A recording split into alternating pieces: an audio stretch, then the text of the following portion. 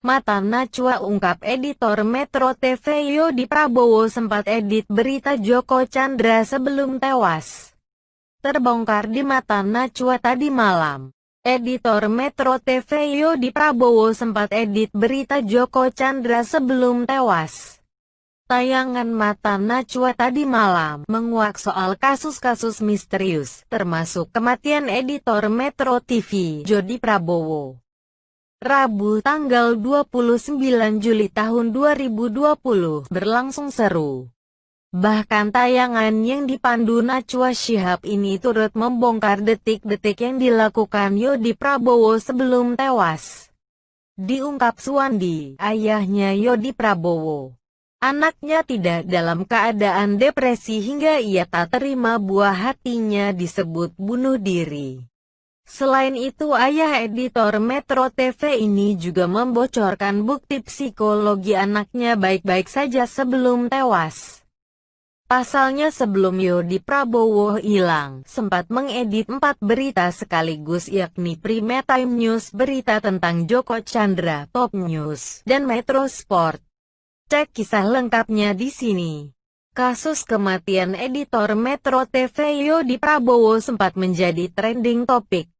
Setelah sebelumnya masyarakat heboh karena dugaan kuat Yodi Prabowo dibunuh. Polisi tiba-tiba sampai pada kesimpulan mengejutkan yakni Yodi Prabowo bunuh diri karena depresi. Hal tersebut dibuktikan dengan alibi video Yodi Prabowo pergi ke salah satu supermarket membeli pisau yang ditemukan di TKP penemuan jenazahnya. Menurut polisi, Yodi Prabowo menusukkan sendiri pisau berkali-kali di dadanya. Terkait penyebabnya, diduga Yodi Prabowo depresi berat.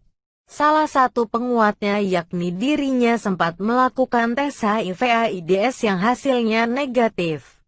Hal itulah yang dibantah habis-habisan oleh orang tua. Menurut Turina, ibu Yodi Prabowo, anaknya terlihat biasa-biasa saja di rumah sebelum kematiannya. Main sama adiknya. Sampai adiknya minta dibelikan makanan, kata Turina saat hadir di studio Mata Najwa. Ia ketawa-tawa di hari Selasa siang. Nggak ada kelihatan stres, kata Turina. Suwandi menjelaskan bukti anaknya tidak depresi. Yodi Prabowo bahkan sempat mengerjakan editing 4 program sekaligus pada Selasa, tanggal 7 Juli tahun 2020, sebelum menghilang dan akhirnya ditemukan tanpa nyawa. 4 program Metro TV yang dimaksud tidak asing yakni Prime Time News, berita tentang Joko Chandra, Top News, dan Metro Sport. Dia kan berangkat bekerja seperti biasanya. Saya sempat tanya sama orang Metro juga, gimana sih waktu hari Selasa anak saya kerja apa di sana, Metro? Dan dia kasih tahu bahwa di hari Selasa itu, anak saya itu ngedit program Prime Time News yang jam 6 itu. Terus dia ngedit berita tentang Joko Chandra, terus dia ngedit juga Top News, yang terakhir Metro Sport, katanya. Dia mengasumsikan jika anaknya depresi, harusnya tidak bisa fokus kerja seperti biasa. Mestinya kalau orang depresi, dia tidak bisa fokus untuk kerja. Itu ngedit 4 program loh. Kalau orang depresi mana bisa fokus, tambahnya. Fakta lainnya 1. Tak diperiksa soal depresi anak. Najwa Shihab sempat menanyakan apakah polisi sempat menanyakan detail ke keluarga soal kejiwaan anaknya. Apakah bapak atau ibu sempat dimintai keterangan? Sempat ditanya oleh polisi soal depresi, tanya Najwa. Enggak pernah. Kalau untuk itu, depresi, enggak pernah, kata Suwandi. Dirinya hanya ditanya tentang hal-hal dasar tentang keberadaan anak. Tentang berapa kali dia mencari anaknya, hingga bagaimana runut hilangnya sang anak sampai ditemukan di pinggir tol. 2. Motor di TKP. Polisi menemukan fakta di TKP bahwa motor milik Yodi terparkir rapi di seberang TKP pada saat jenazah Yodi ditemukan. Saat itu kunci motor Yodi masih tergantung di motor. Motor ditemukan dalam keadaan mulus dan tak ada lecet. Barang-barang milik Yodi Prabowo juga tak ada yang hilang sehingga menepis adanya dugaan kematian akibat perampokan. Polisi juga tak menemukan bercak darah di tempat lain selain di tempat Yodi Prabowo ditemukan tewas. Polisi menyebutkan ada temuan sedikit cipratan darah di tembok. Selain itu bercak darah juga ditemukan pada pisau, baju, dan jaket Yodi Prabowo. Polisi juga menemukan rambut di sekitar lokasi jenazah Yodi Prabowo. Barang yang menjadi temuan lain adalah sebilah pisau. Selain itu bercak darah juga ditemukan pada pisau, baju, dan jaket Yodi Prabowo. Polisi juga menemukan rambut di sekitar lokasi jenazah Yodi Prabowo. Barang yang menjadi temuan lain adalah sebilah pisau.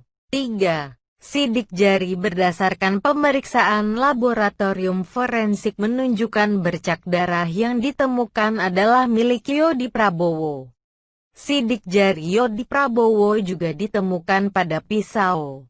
Polisi telah melakukan tes sidik jari orang-orang di sekeliling Yodi Prabowo untuk mencoba menemukan bukti sidik jari dugaan pelaku pembunuhan.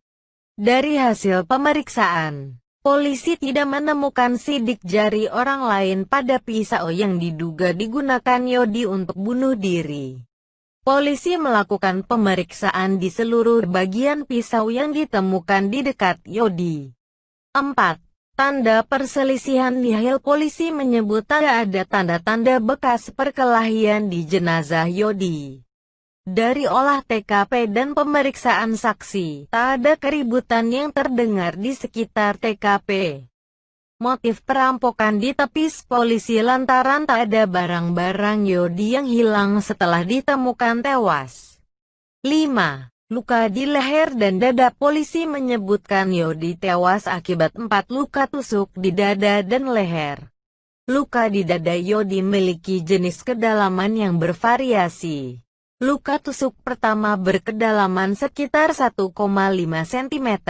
Luka kedua dan ketiga tak terlalu dalam, dan luka keempat memotong bagian bawah paru-paru. Ahli katakan setiap orang yang melakukan bunuh diri dengan senjata tajam, akan selalu ada bukti permulaan. Akan selalu ada luka percobaan. Coba-coba dulu gitu, ujar Ade.